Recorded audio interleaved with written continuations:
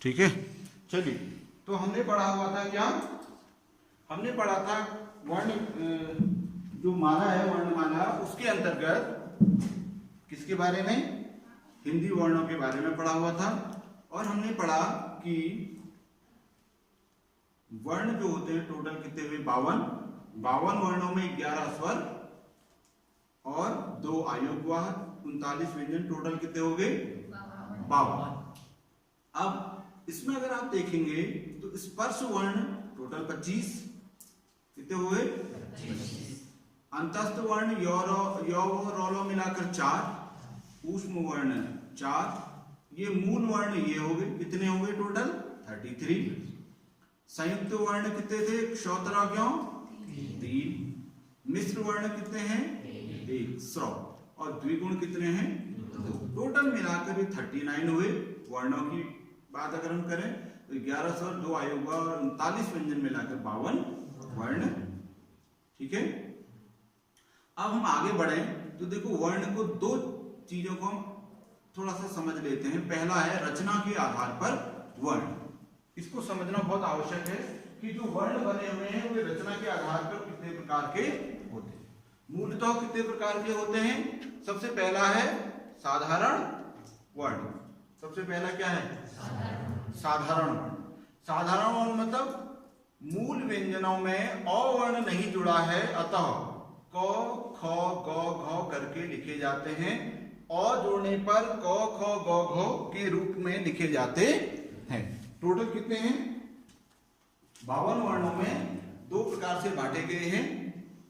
ठीक है, मूल वर्ण अ नहीं जुड़ा होता है, अतः क ख ग घ करके लिखे जाते हैं, और अ जोड़ने पर क ख ग के रूप में ये हो जाते हैं। अब देखो अंतर कहाँ है, आप ध्यान से देखेंगे तो ये क लिखा है, क के नीचे ऐसे करके एक लाइन दी गई है।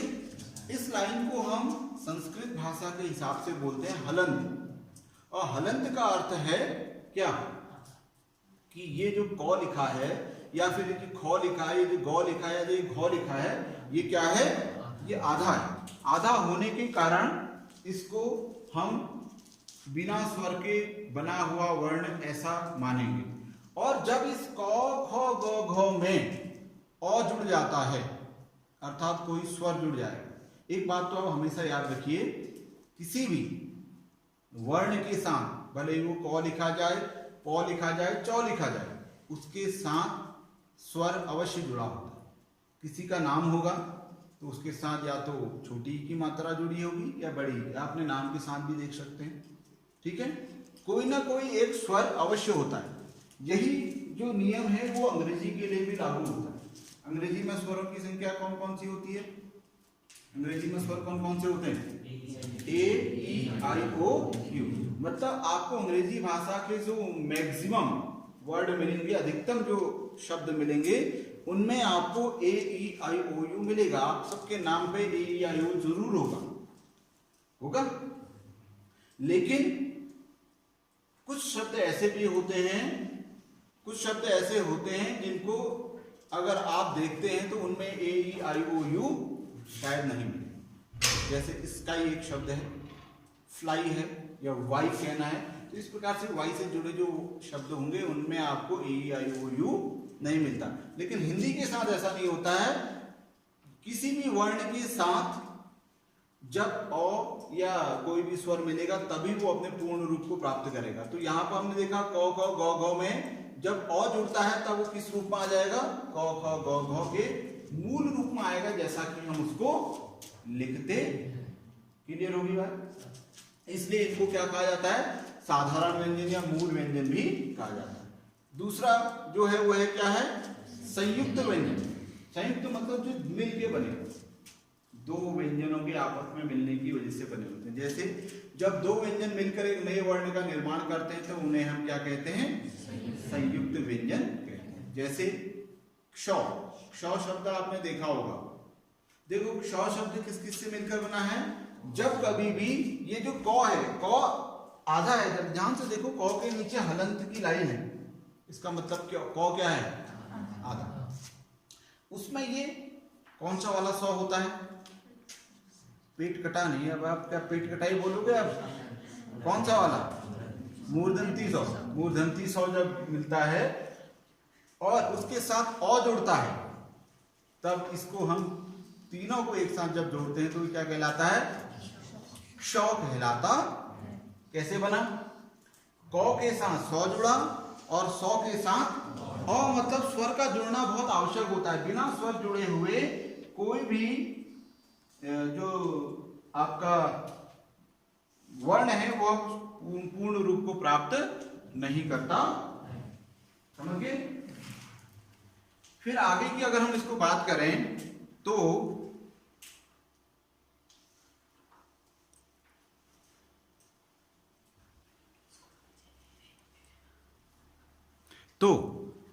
हमने क्ष को पढ़ लिया। क्ष में क्या क्या जुड़ा है? क में सौ जुड़ा और औ जुड़ा। ठीक है, अब बात आई है त्रौ की। त्रौ में क्या क्या जुड़ा हुआ है? देखो, तौ में रौ जुड़ा है और औ जुड़ा है। तौ भी आधा है, रौ भी आधा है और औ भी क्या है? और औ तो पूर्ण होता है। हमेशा हमेशा याद रखें, जो आपका स्वर होता है वो पूर्ण होता है। कभी भी स्वर के नीचे हलंत की मात्रा आप नहीं लगाएंगे लिखते वक्त, याद रखें। ठीक है, जैसे आपके ब्लैक बोर्ड पे देखो, एक वर्ड लिखा मैंने ब्लैक बोर्ड पे, देखना, अर्थात। नजर आ रहा है? अर्थात में लास्ट में तौ के नीचे क्या लगता है? हलंत लगता है। इसका मतलब ये तौ क्या है? आधा। अब आप कह रहे होंगे इसमें एक और लगा देते, ये पूरा हो जाता, खाली आधा अधूरा हो रहा है बेचारा। लेकिन ये मूलतः संस्कृत भाषा का शब्द है और संस्कृत भाषा में ऐसे बहुत से शब्द मिलेंगे जिसके अंत में हलंत लगाया जाता है, क्योंकि संस्कृत का ही होता है ना हलंत। ठीक है, तो अर्थात किस भाषा का शब्द है? मूल रूप से संस्कृत का, जिसे तत्सम भी बोला जाता है। तो अगर हम यहां देखें तो तौ में हलंत है, रौ में हलंत है और ये दोनों आधे और औ जोड़ने की वजह से ये क्या बन गया? त्रौ। आप अगर ध्यान से देखो तो देखिए, ये तौ, ये ऊपर वाली साइड को तौ मान लीजिए, नीचे का ये रौ हो गया और इसमें ये खड़ी पाई जो हो गई ये औ हो गया, मिलकर बन गया क्या? त्रौ। अब आपके मन में एक विचार आ सकता है कि भाई हम तौ के बाद भी औ लगा देते हैं, रौ के बाद भी औ लगा देते हैं। रौ के बाद तो औ लगाइए, तौ के बाद भी क्या लगा देते हैं? औ। क्योंकि अभी अभी आपने कहा था कि हर वर्ण के बाद क्या लगेगा? हर वर्ण के साथ क्या होता है? क्या होता है? हमें